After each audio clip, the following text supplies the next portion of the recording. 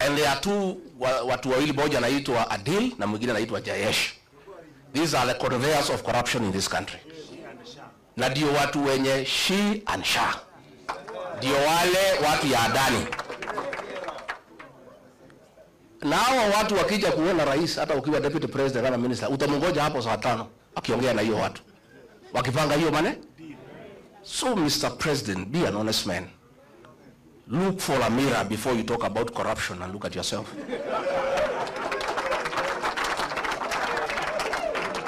If you think the people of Kenya are very intelligent, Rigathi Gachagua has not been associated with any scandal in this country. So wewe unaenda pale unasema he is incompetent. In matters of incompetence, Mr. President, I tend to agree with you to a certain extent. Serikali yako ni ya uongo, kutenga, kudanganya watu. Uliandika mkataba na watu ya Western, ukamjema utajenga 1000 kilometers, hujajenga. Umekuwa hapo juzi unafungua transformer. Wewe mimi ulitaka nikusaidie kudanganya wa Kenya. In matters kudanganya wa Kenya, Mr. President, I'm incompetent. Absolutely. I accept. Because hiyo alikuwa anataka tuende ku-launch barabara na anajua hakuna budget, tukitoka matinga inafanya nini?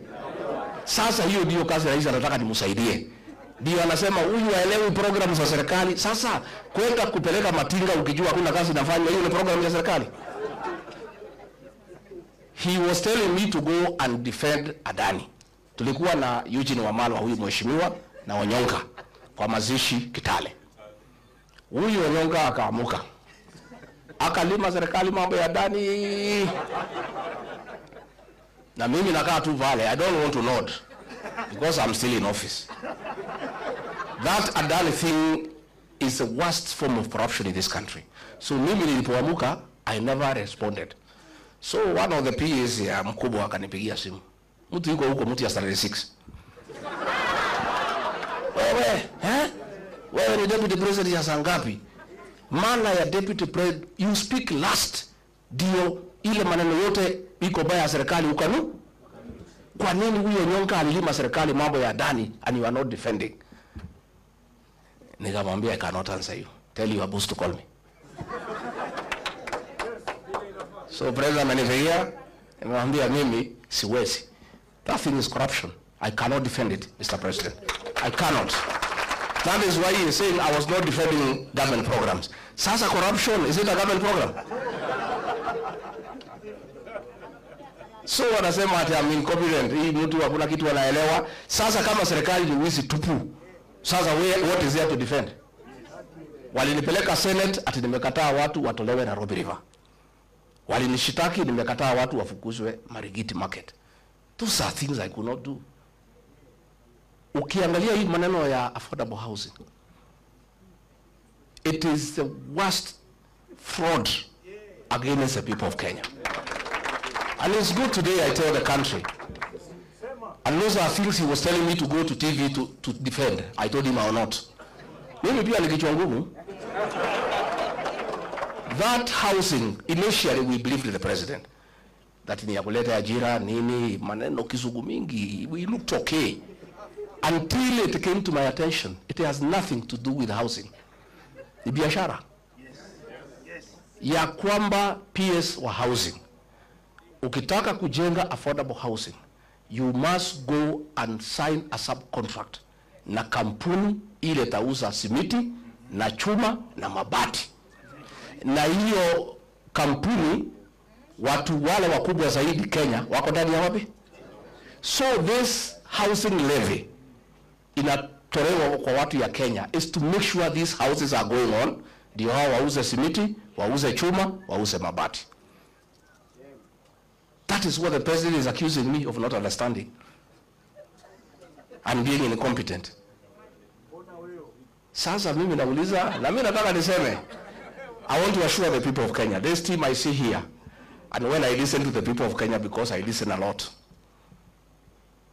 once a new government is sworn in, that housing levy will have to be abolished. so that we restore the dignity of the payslip. The dignity of the payslip. Wakenya wamehangaishwa zaidi. Na nimeona mpaka yule mkubwa ya wafanyikazi amekuwa ameingia kwa hiyo praise and worship team. Watu nakazwa mambo ya NSSF, mambo ya haongei. Kazi yake ni praise and worship. Those are the things sisi ambaye tumeshindwa kufanya. So finally ndio nimalize, because I wanted to tell the president, usidanganye wa Kenya. Useme ukweli, tulikosania corruption, because wewe ndio unaeneza corruption na watu yako. Na it is impossible to make any progress in this country unless we sort out this country in terms of leadership. We'll sink lower and lower. Finally niambie watu ya Western, because mimi naona huyo jamaa amekwama hapo kwenu. Nyinyi mko na bahati that we are here to advise you. Alienda kwenu siku 6. Kwetu he was there 6 days out of 7 every week. Hakuna kanisa hajaingia. Hakuna barabara hajui kwa jina. Hakuna soko hajui kwa jina. And you would memorize, we are very impressed. Anataja barabara, Wakikuyu wanasema